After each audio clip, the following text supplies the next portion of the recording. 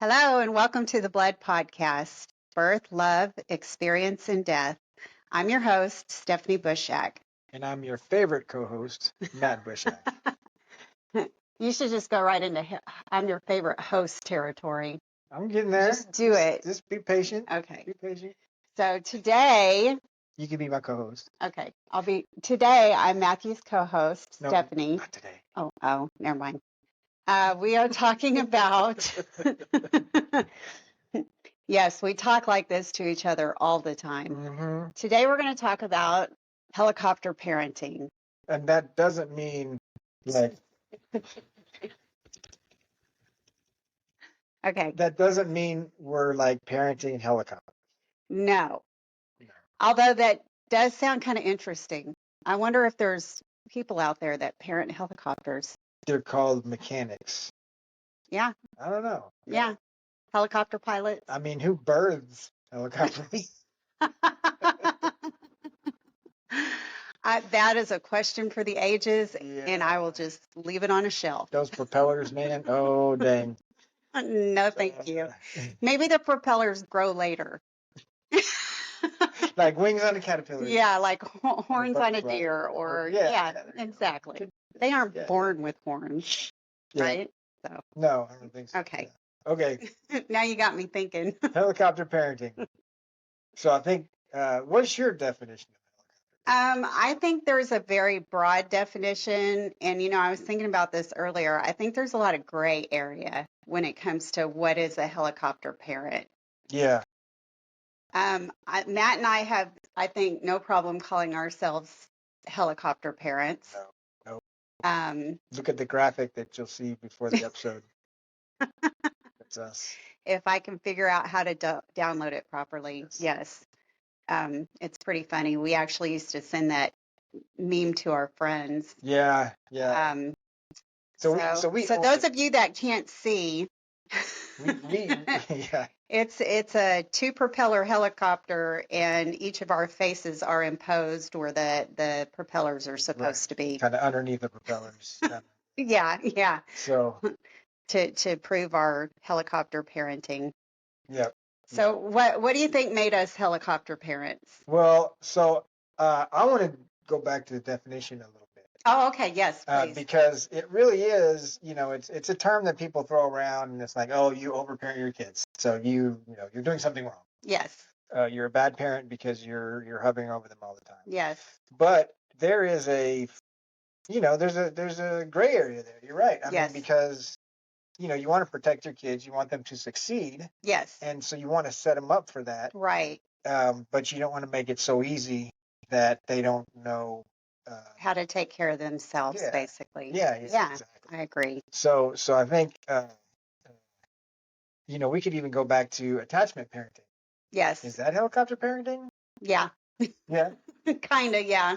I think some people would argue it was. And yeah, that's true. Yeah. So attachment parenting, we basically had the kids sleep in our bed for the first couple of years, the first year. Yeah. Not when they were little, but as they got just a little bit bigger, they got like to sleep. 4 months.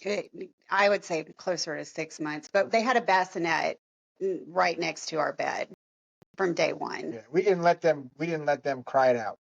Yeah. We didn't put them in a crib if they and started crying, we immediately met whatever their needs were. Yeah. Some people's philosophy is you bring the baby home and you just let them cry it out until they figure out nobody's coming. Yeah. And I think in the reason we wanted to not do that is, imagine you get thrown into a scary, strange new place and you're crying for help and everybody's ignoring the shit out of you. I promise you that I always go back to like early man because that's kind of who we are. This whole technology thing is just a couple hundred years old. Yeah. I promise you they weren't putting babies in one hut and letting it cry so they all went out and around the campfire. No. I'm betting money that mama had the baby pretty much attached to her all day long. And we have so is this could get really good. Okay, we're gonna get deep, huh? Is helicopter parenting? Everybody put on their snorkeling gear. Okay. Or actually their scuba gear. Or their bullshit boots. Or their bullshit boots. a lot of people, both parents work and they send their kids to daycare. Yes. And, they kind of look at that as this is our kids, they're socializing, they're learning how to, socialize with kids, Sure. they're learning social Different. skills. They're indifferent. Right. And well, that doesn't sound right, but and they're, so yeah. that's touted as a benefit. Yeah. And I would go back and say that being able to have a parent at home to be with your kids the whole time, and when they go to school, when they come home from school, that teaches them that they don't have to do everything on their own. Yeah. Yeah. That there's somebody there for them. They have a support system. Yeah, yeah. Like rooted at home. Yeah. Where they should. They're not going to some place where they don't have any control of the environment. It's these teachers or caretakers. Yeah. I don't know. I don't want to get too deep about daycare because I know there's a lot of people out there that, they have to use daycare. Sure. We don't want to guilt them. But yeah, I agree. If I had first choice, it would be for the child to be at home with a parent. But I think, and I'm more talking to those parents that kind of are judgmental towards, staying at home raising a kid. Okay. Yeah. You're just kind of arguing that side of the coin for people that are on the totally opposite side. Exactly. Okay. I know everybody has a different situation. Yeah. Gray area. Everything has a gray area. Yeah. Everything. But I do respect that people have to do different things, when it comes to raising their kids as far as daycare or stay at home or whatever. Yeah. So we were fortunate, and we kind of planned it out this way too, that I would be a stay-at-home mom. I was totally on board with that.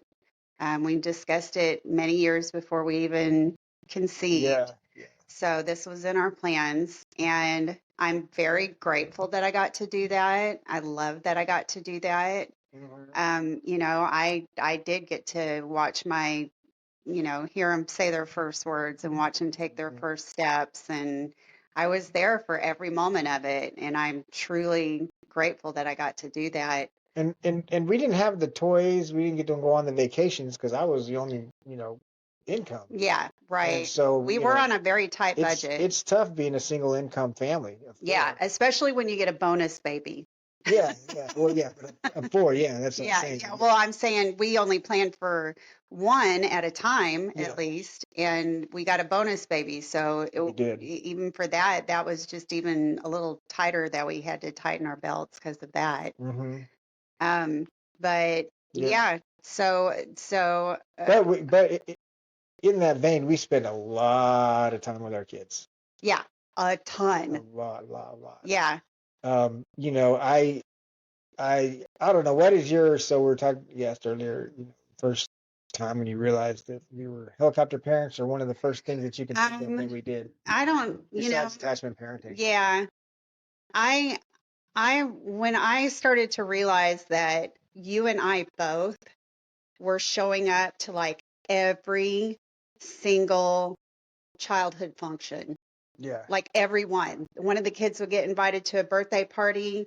We were going out and buying a birthday present. We were going to the party with them. We were talking to the other parents. We were trying to connect, especially Sonny, because he lived in a house with somebody, a sibling that was not, verbally social, and you couldn't really create typical bonds with. Mm-hmm. And we really wanted him to have a good social life outside of the home. Mm-hmm. And so we were, both of us, very always trying to facilitate that. Constantly proactive, Yes, we were very proactive in trying to make sure that Sonny had a good group of friends and had a good social life and would invite people over to the house all the time. But a lot of that, part of that, he had a group of friends in junior high or middle school, whatever they call it.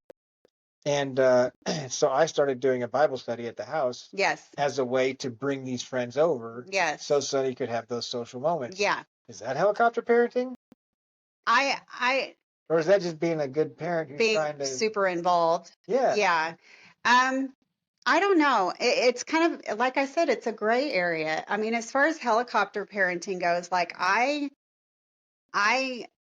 I was reading the other day about somebody that was like, when you go through your child's things and you find something that they shouldn't have, do you just throw it out or do you confront them with Did it? they sound like this with their Yeah, hands, yeah, they their did. hip and Yeah, they did. everything? The hip going and the head going and all of it. I totally got that off, C-snap. off of text, okay? That was my visualization of it all. No, that's just me. And I thought, I never dug through Sonny's stuff.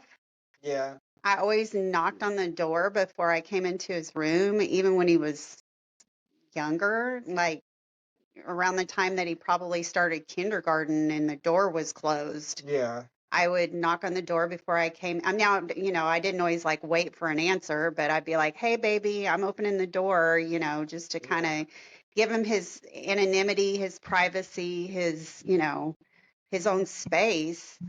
And, I don't know if my parents ever went through my junk to see if they could find dirt on me or or make sure I wasn't getting into shit, but I had a lot of I trust mean, with Sonny that if that he was a good person, yeah. basically. I mean, um, I remember when Sonny first started getting on the computer, he had to be in the same room as us. Yes. But that's And not helicopter now, parenting. yeah, and the computer thing, like he didn't get a cell phone until he was probably about, I want to say 12 or Yeah, 13. Um, and he wasn't allowed to like be by himself on his phone was only used for making phone calls. And he was never allowed to be on the computer in a closed space until he was probably about 16 or 17. We waited a long time. And even then, I was like, "What you doing?" If I yeah. saw him on the computer, I'd be like, "What you doing?" Um, There's a, so there's a little nosiness that was going on there. Um, and that's just parenting. I yeah, mean, you need to know what yeah, your kids are sure. up to. I think the times that we maybe ran to their aid when we should have let them fail a little bit. I think of, I don't know. I just feel like whenever something bad happened, we were there. Yeah, We didn't allow that bad thing to, yeah. That yeah, might be considered helicopter yeah, parenting. Like if a car broke down, yeah, we wouldn't be like, okay, well, you need to call AAA and figure out what to do. It was like, okay, where are you stuck at? We'll be there, yeah, Um, I'm trying to think of when they were younger. I think yeah. one of the reasons we kind of labeled ourselves helicopter parents is because honestly, with Ryan, we had to be like hyper up in his business, Yeah. Now, hey, go ahead. just because he was not independent enough to do his own thing. hmm And I could see us actually being more helicopter parents with him because, like, we go to the store and we're so worried about him getting in somebody's face that we're like Yes. constantly, Ryan, back here, Ryan, Yeah. Ryan. Yeah. And if you just let him go, he does fine. Yeah. I used to do all kinds of when we would make cookies together, like, telling him what to do, and I started telling him less and less, and he Yeah. and he started learning it. So I think we were more helicopter parents to Ryan. Of course, that's Yeah. because we didn't understand Ryan because there's Yeah. no book for Ryan. No, there's Um, not. but I could see that we jumped in more. We probably had to. But like there was a time when Sonny was getting bullied at school, Yeah. and I called the parents of the bully and you know um, let them know Yeah. what was going on. So basically, were we helicopter parents or were we just good parents? Yeah, I'm getting. I was like, when we started this episode, I'm like, oh yeah, we were Because helicopter I tell parents, you big time. what, Sonny was the first of all of his friends to learn how to drive a car Yep, because we absolutely insisted that he learn how to drive a car. yep, He did not really want to, and Dad said, "Okay, no, you don't want to learn how to drive a car. You don't get to do anything on the computer. yep. I'm taking your laptop away. I'm taking your laptop away." And Sonny was like, "What do I need to do?" Dad was like, Yep, "Spend an hour a day practicing driving or, whatever the goal was back then." And he did it. and he learned how to drive. And he did it because we insisted that he do it, and there were consequences if he didn't do it. Yeah, And yeah. honestly, Sonny was a really good I kid. I do remember one time, and being good is independent of helicopter I parenting, agree. right? I But I agree. do remember one time where we dropped him off at a acting camp that he was going to do in Right, San Marcos right. at Texas State, and then Stephanie and I, because Ryan was at camp, Sonny was going to be at camp, Stephanie and I were going to go to Fredericksburg. We had a place picked out and everything. Well, Sonny, did he call us Yeah, he called us, and I think he called me, and he after a few hours basically, of being there? yeah, and later on that day, after we had dropped him off, and he was like, "Hey," and he was crying, and this is before his transition, and he was grouped up with a bunch of girls that he had to stay with, and he basically called and said, "I'm really uncomfortable here. I'm really nervous. Mhm. I really do not want to be here." And so that's one of those situations where we could have just gone, look, this is what you signed up for. You're just going to have to tough it out. And I think that would have been okay. Yeah, Um, that's one where I look back personally. I don't know if you feel the same way, where yeah. I look back and I say we should have probably pushed a little harder. Yeah, I don't know. I honestly, it made me feel better. It made me feel better And too. I'm not saying that's right. That might be the helicopter parent part. Like I cannot Yeah. separate how I feel about something to what the consequences are. But, I also like to think that I have good morals and standards. And maybe I'm like indulging him a little bit, but Yeah. I didn't We, do it like all the time. So, I mean, we would set him up. We would make sure he got signed up for things he was supposed to be signed up for. Um, yeah. Now that you mention it, like I remember one time he asked to go to like a basketball camp at the YMCA, and he played like, oh no, this is when I wanted to sign him up for basketball. oh, and And didn't he do like one day we of did camp? we did one practice. This is what I remember. Okay. And maybe we did, but we did one practice and we came back and all the other kids, he was like 7 or 8, and all the other kids you could tell had, played basketball or had some kind of, Sonny was like brand new. And I thought Yeah. this is the entry, level. They should be teaching these kids. Yeah. Well, other kids could dribble and do layups, and so the second practice, Sonny just came up to me crying and said, "I don't want to do this." And I'm like, Yeah. "Okay, you don't have to," Yeah. because to force that it really wasn't something he wanted to do anyways. He was doing Yeah. it for me. Yeah. So yeah, I give him grace on that. Yeah. I think that was the same thing with cheerleading. I think it was Yeah. something that I wanted him to do. At his school, if you didn't like have cheerleading competitions like you do at some schools, you actually were allowed to be a cheerleader if you made really good grades. It was more of a merit It was a based. merit-based thing. It had to do with like your social, are you a good person? Do you make good grades? And they selected, a few girls to be cheerleaders, probably about like 12 on the team or something like that. And he was picked to be a cheerleader.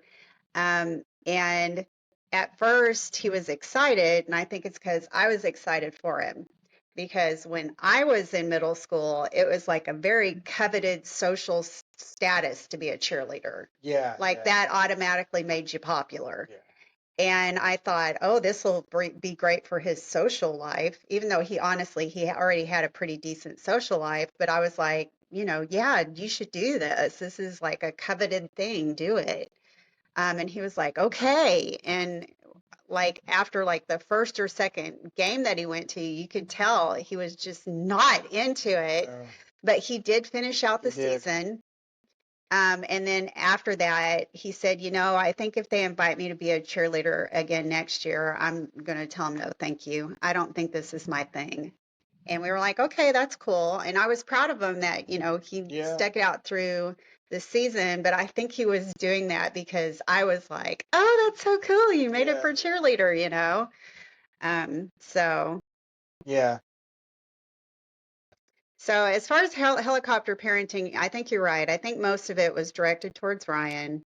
I think there were times that we went and got Sonny that when he was that we could have kind of like uh, the acting camp. Yeah, and let him just write it out. And But like when he was trying to get into colleges, man, I mean, I did everything. I mean, I helped him you write even like letters. I did the you videos. even rented out like a studio area to help him record videos for different Yeah, campuses, didn't you? Yeah. I drove him up to SMU and drove him down to Galveston for this college fair thing they were having. Yeah. And so um, he ended up going to Southwestern, which is in Georgetown. Yeah. Which is really close. Which is what he wanted. Yeah, but it's also a really good school. It is, and I don't know if that's because he was so used to. I often wonder what if he did go to like West Texas State, Yeah. 10 hours away. Yeah. Yeah, I've thought about that before. Would he have gained a little bit more? But he was independent. I mean, He was pretty independent. Yeah. I mean, honestly, he basically was like, look, love you guys, but I don't want to have to ever move back in with you. Yeah. And he had his own life. He did his own things. He always had a job, and Yep. he was pretty independent. He was. He was just so damn sad. Yeah, he was sad. That's the hard part. And he had a tendency to try things out, figure out that it wasn't for him, and that made him sad. And that happened to him a lot, where he would try something out and be like, no, I don't think this is my thing. I thought it would be my thing, but it's not my thing.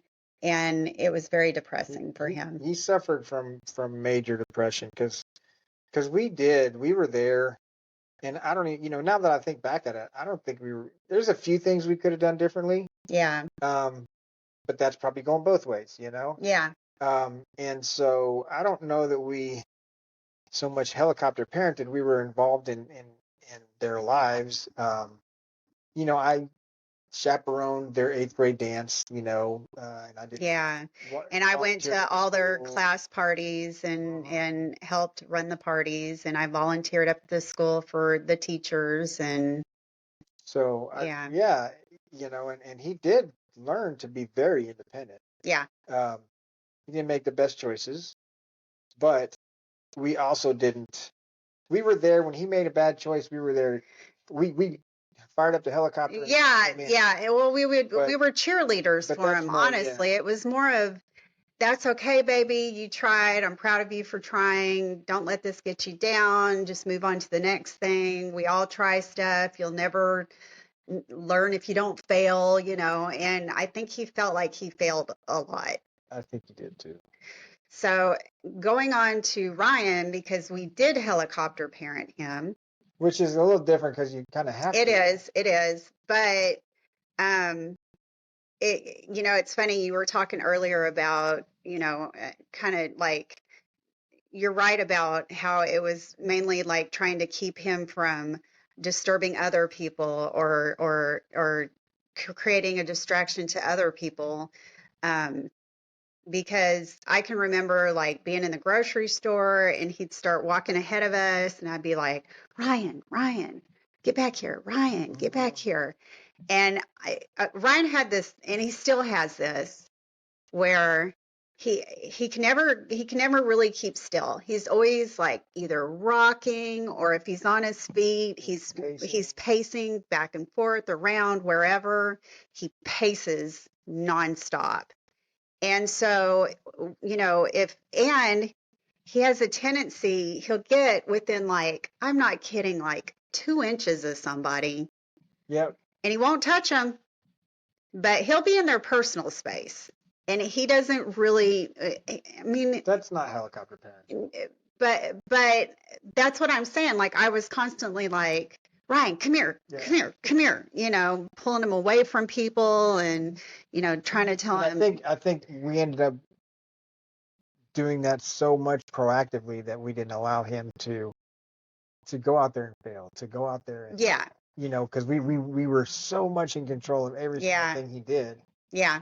And I think now as an adult, we're letting him do more of that stuff. We're kind of sitting back and going, let's see what he does. Yeah. Let's see what happens. And sometimes he'll get a look from somebody like, what the hell are you doing, dude? When he gets really close to him, and then if that person observes him, they're like, oh, okay, yeah, like he's special.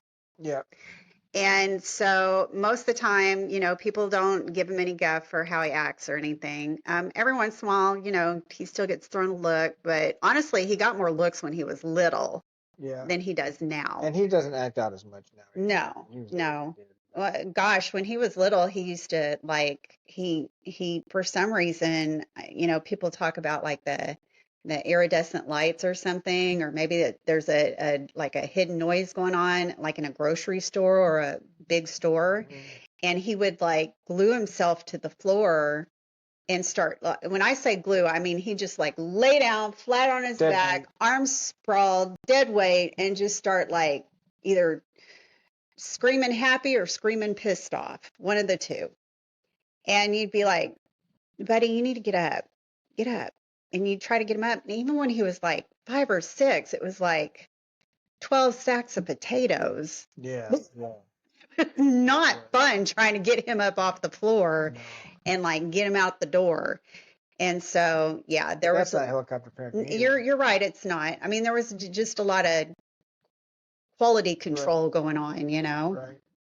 And it feels like helicopter parenting because you feel like you're constantly, I think helicopter parenting is more when your child cries, you want to be there immediately. yeah, Instead of letting them kind of listening to what we're talking about and everything. I think that's kind of the definition is when do you